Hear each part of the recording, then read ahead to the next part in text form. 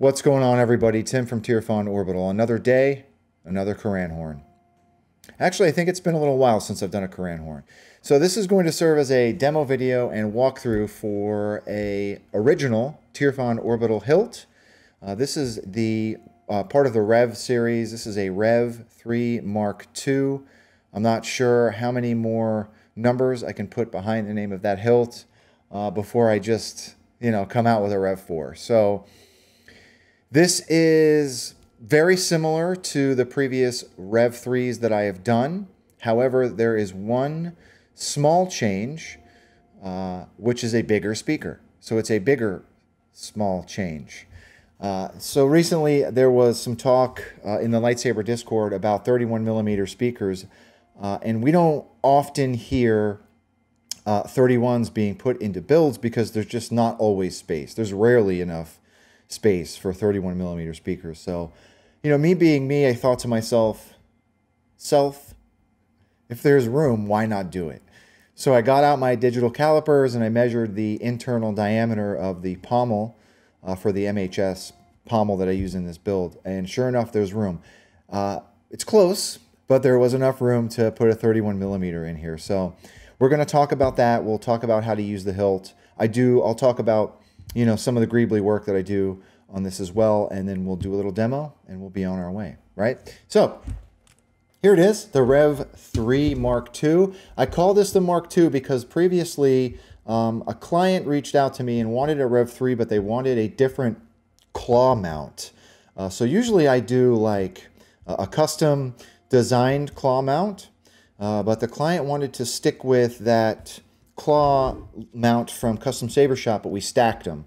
So this is a stacked claw mount. It's one singular piece, but it's like two claws length with some routed stuff in it. So we'll talk about that when we get up to the top. So we'll start at the bottom.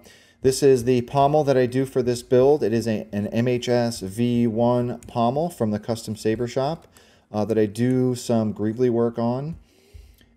So at the bottom, this is actually just a hard drive spindle that I put on. I JB weld it to the bottom of the pommel. I do put some copper mesh to protect the speaker a little bit more.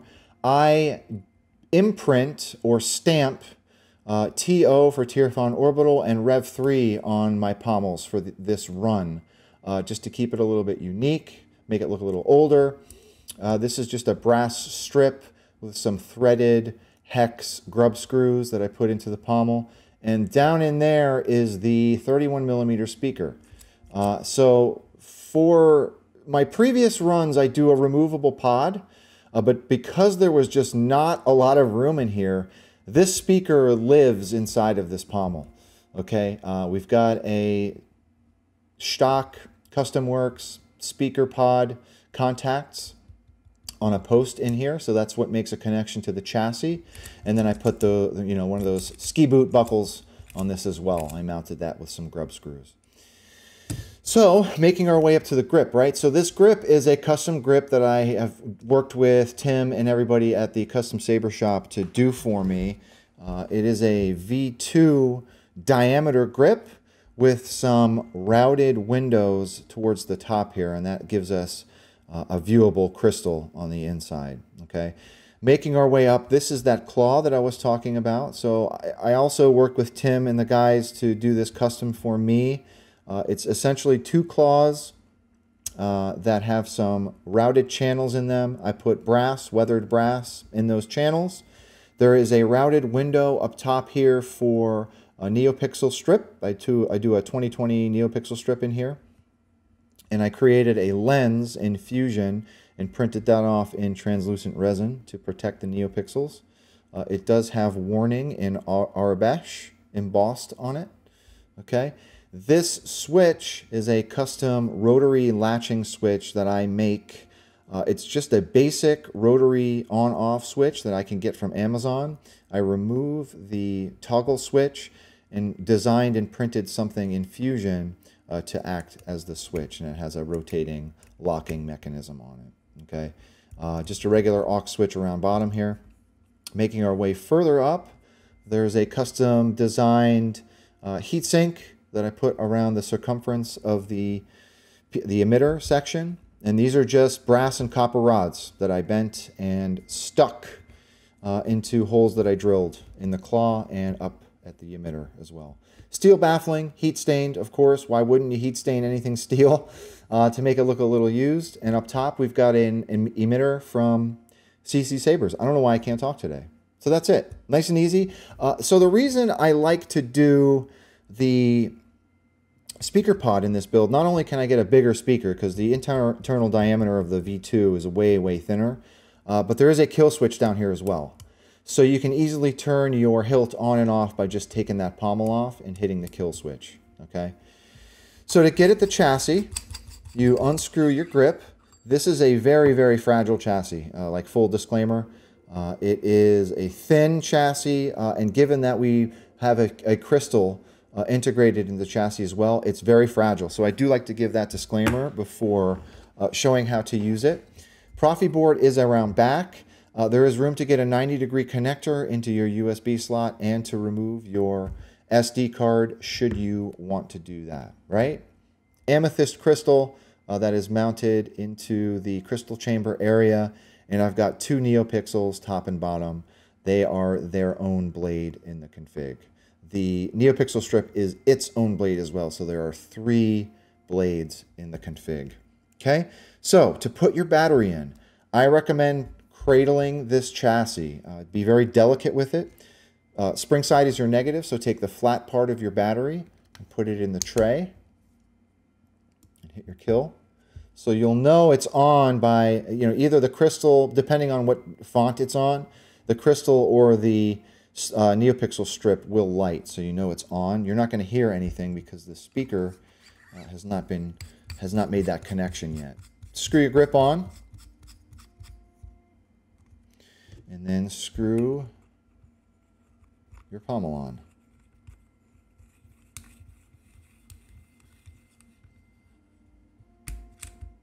And then you're ready to go.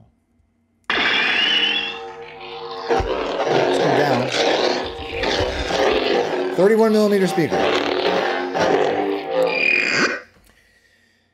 So, I don't know what the capacity is in the audio settings for 31mm. I played around with it and I've got it set at, let's see, I've got it set currently at 2300 in the config. I'm used to running my 28mm speakers at like 2100. I think the Smuggler's Outpost and Saber Merchant ones I run at 2100. So it's high. It's loud. It's loud.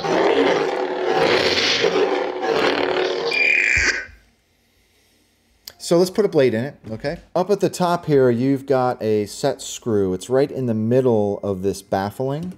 That's going to be your blade retention screw. So sit your blade down in there. Tighten your blade retention until it hugs that blade.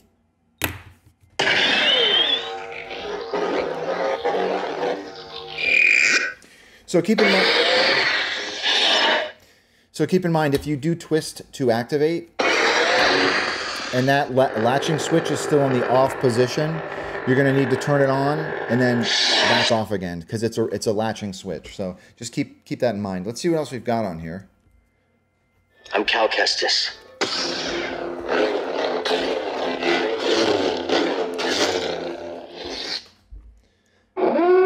You're in fire.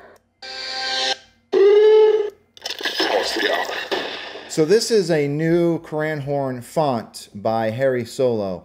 I really love the activation on this font.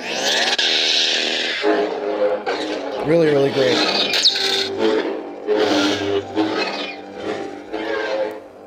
Awesome font. Harry does really good stuff.